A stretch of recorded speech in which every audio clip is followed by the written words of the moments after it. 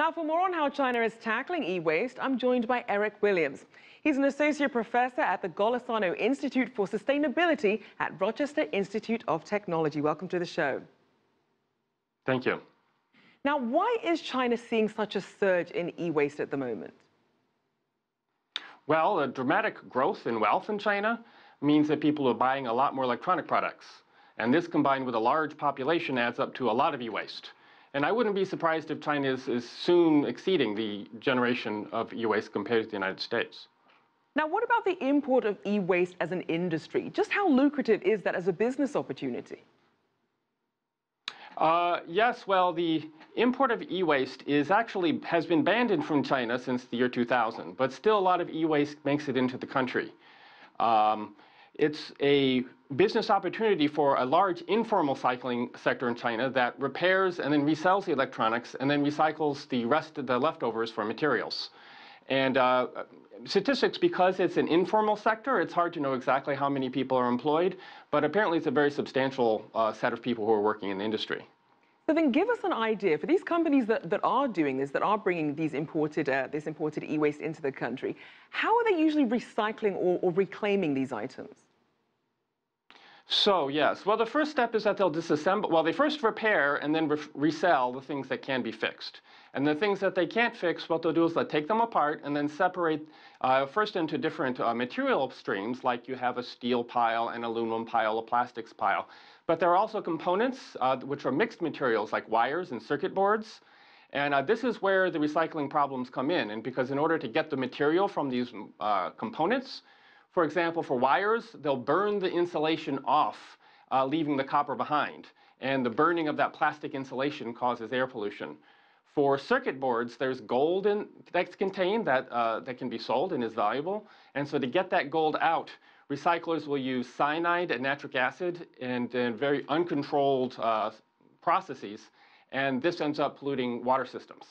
So then what sort of impact are these disposal methods and reclaiming methods having on the environment and the broader public health? Yes, well, there are a number of areas in China, the most famous of which is the town of Guiyu.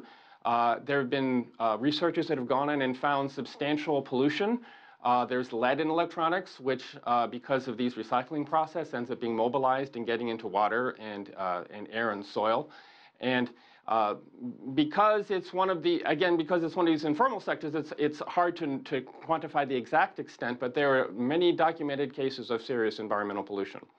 So then could you perhaps give us some examples of better ways to recycle or reclaim these products so that there's less damage done? Yes, well, environmentally friendly processes to recycle these things like wires and circuit boards do exist. And there are formal facilities in China that can safely recycle them.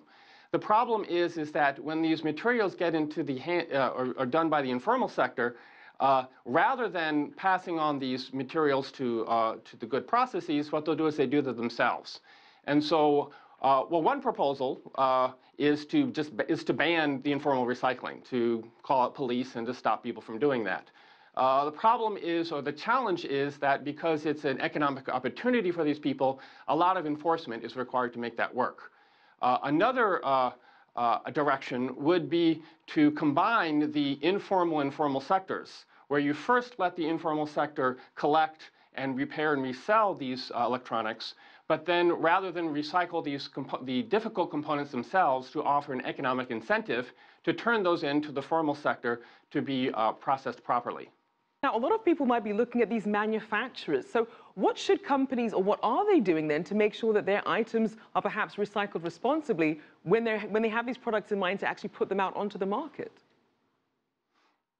Well, there are a lot of companies that have recycling programs. A lot of the manufacturers put in recycling programs.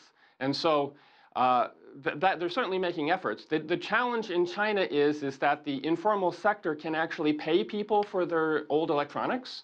And so the manufacturers actually have to offer more money than the informal sector in order to get the products. And so that's still something that everyone is struggling with, is how to effectively compete with this informal sector that extracts so much value out of the old electronics.